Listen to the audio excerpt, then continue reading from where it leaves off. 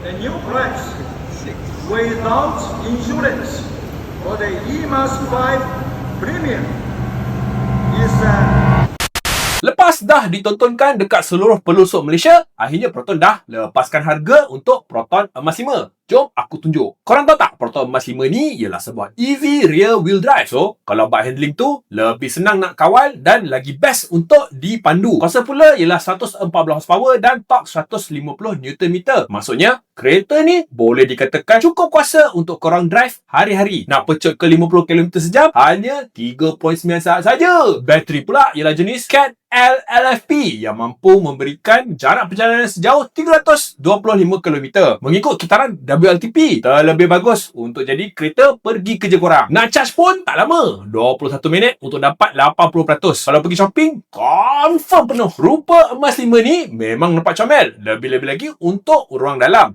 Ada pilihan warna gelap ataupun putih. Lagi satu, Android Auto dan Apple CarPlay standard wireless. Memang rasa premium. Harga sekarang ada rebate RM3,000 di mana harga untuk Prime ialah RM56,800 dan Premium RM69,800. Wow! Memang ini EV paling murah dalam Malaysia sekarang.